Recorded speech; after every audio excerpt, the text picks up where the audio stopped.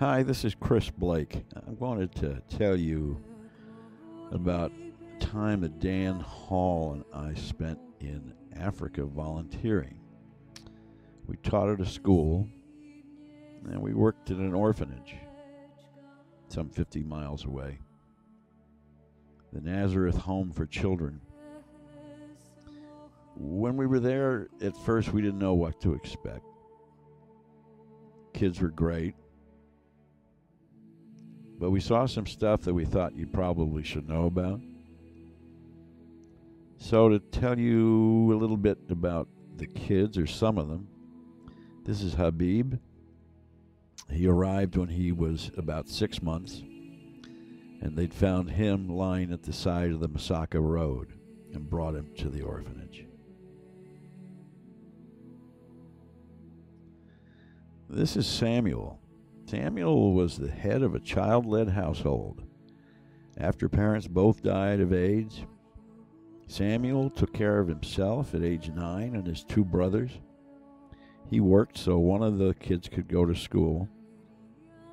Ultimately, the two brothers got taken by some relatives, and Samuel came to the orphanage and asked if he could be taken in. Harrison was found by authorities in the town village refuse pile. In other words, Harrison was found in the dump. He hasn't spoken yet at school or the orphanage. This is one of the twins. This is the other one, obviously. The two of them were found laying next to their parents' graves and brought to the orphanage. This is Makanga. He was dropped off at 6 months by a man who said he'd be right back. And that was, 4 years ago. This is Special Baby. This is a special baby. She was found lying in an intersection of two village roads, starving. They brought her to the orphanage. They put her in the hospital. She's going to make it. She'll be at the orphanage in a month or two. This is Henry.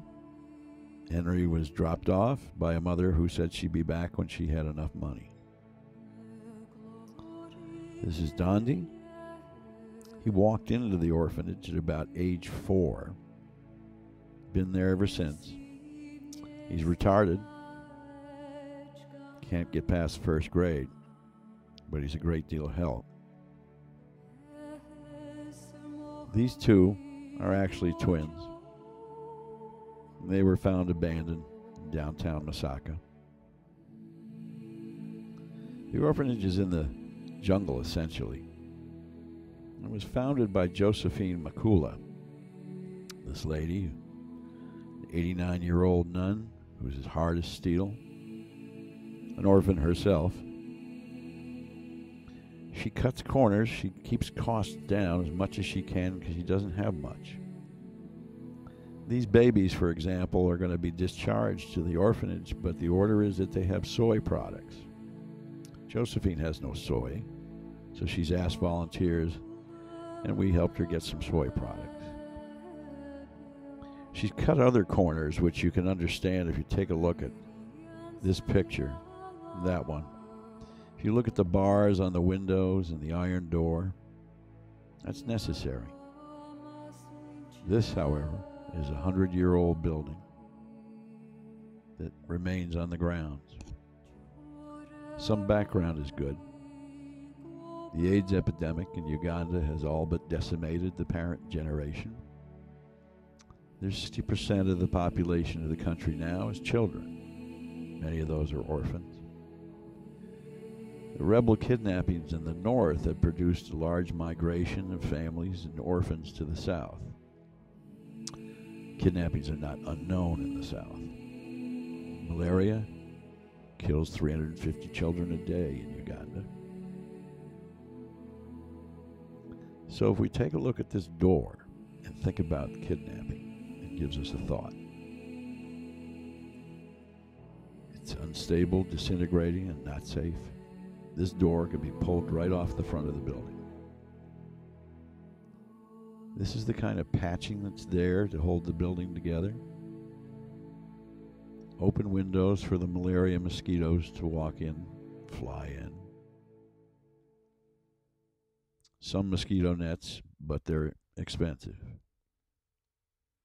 You see the opening also in the ceiling. They come in that way as well.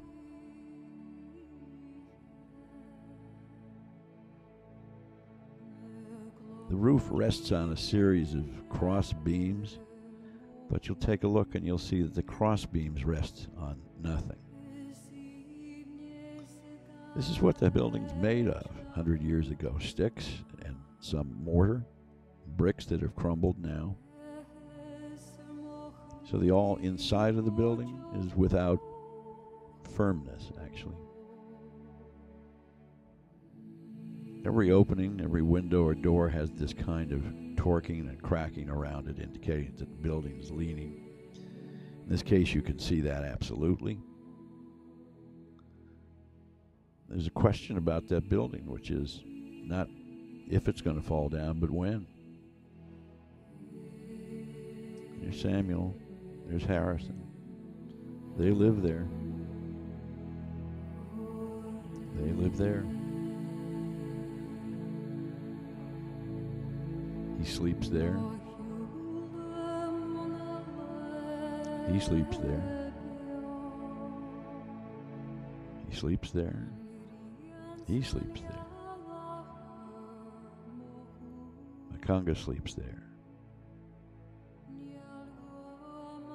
Little baby won't, but her compatriot here will.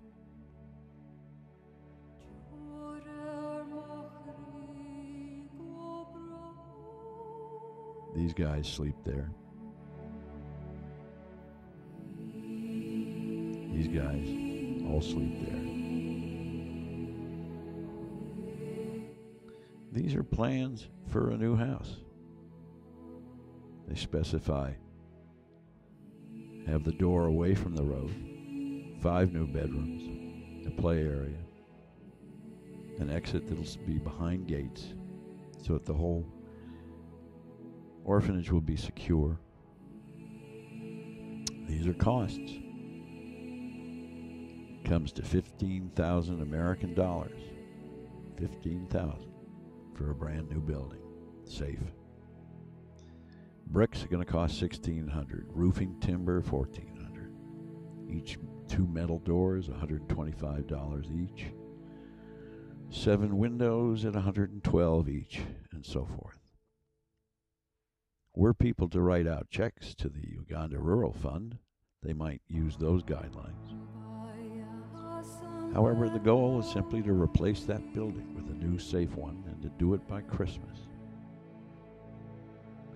URF is a fully accredited nonprofit agency in the United States. All donations, 100%, will go to the construction of the orphanage. This is a serious humanitarian need, and there are many of those in the world, but this one is pressing, current, and right in front of us. Thank you very much.